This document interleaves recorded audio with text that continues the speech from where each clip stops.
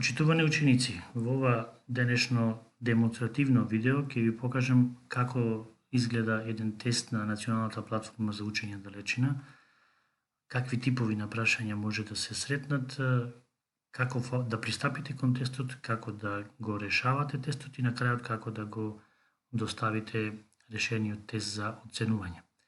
На почетокот се разбира ќе треба да се логирате на Националната платформа со вашето корисничко име и лозинка, при што после логирањето ќе се покажат сите предмети кои што вие ги учите, нормално дека ќе треба да пристапите, односно да го отворите предметот во кој што ќе го решавате тестот. Јас за оваа цел го одбрав овој предмет кој што на нас наставниците ни е даден за обуки, а вие се разбира ќе пристапите кон предметот наречиме информатика кога ќе треба да го вршите полагањето. За да биде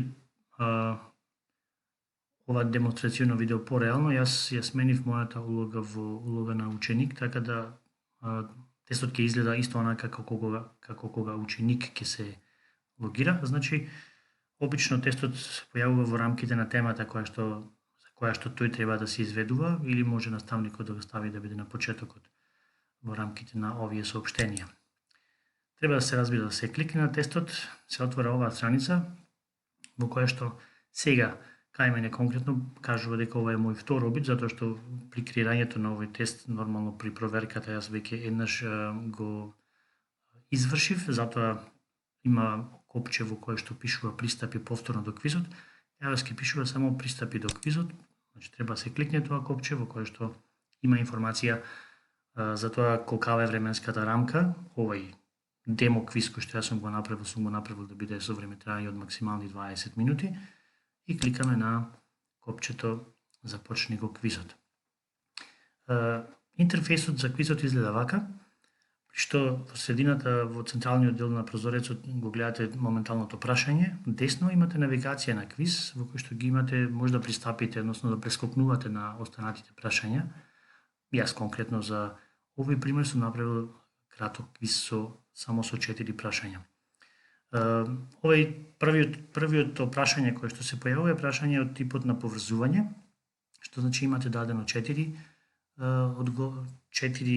да речам термини или прашања кои што треба да ги поврзете со можни 4 одговори.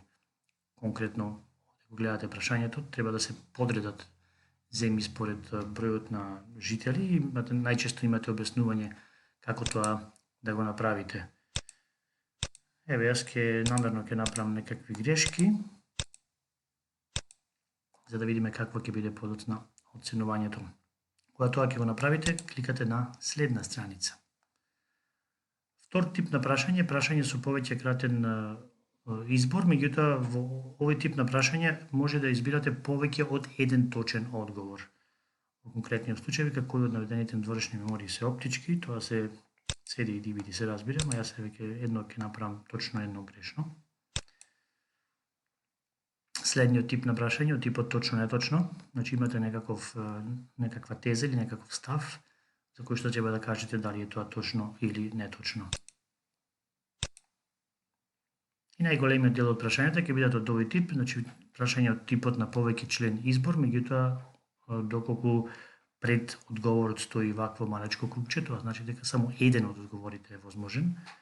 Вие може да се премислувате се додека не го завршите обидот. Кога се наоѓате на последното прашање, наместо следна страница имате копче на кое што пишува заврши го обидот, или пак може да речеме да се вратите вие на претходните прашања, при што кога и сакате повторно може да го завршите обидот со кликање на овој линк тука. Постојано го гледате преостанатото време кое што го имате за решавање на тестот, значи не може да брзате, може да се вратите кога сакате да ги проверите прашањата, па дури можете и да ги смените одговорите доколку забележите дека сте направиле некаква грешка. Јас ќе го завршам сега обидот, при што има статус на сите одговори. Доколку видите случајно дека некој одговор не е зачуван, тоа значи дека сте го прескокнали тоа прашање или не сте дали одговор, па може да се вратите назад со кликање врати се на обидот. Доколку сите одговори се зачувани, слободно кликнете на потврди ги сите и заврши, при што уште еднаш ќе треба да го потврдите, затоа што после оваа вторава потврда нема повеќе враќање назад. Фактички го поднесувате тестот на проверка, при што системот автоматски ќе го провери и ќе го оцени врз основа на критериумите кои што наставникот ги определ при креирање на тестот. Еве го, значи врз основа на оние одговори кои што јас ги дадов, 3 од 4, што се фактички 75%, оценката која што сега мене системот ми даде е 4, затоа што јас при креирањето на квизот направив да биде минимум 80% за 5.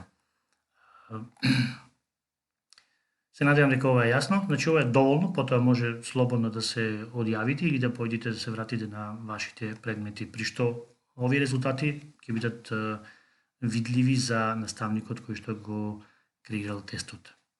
Ви посакувам среќа на престојните електронски испити.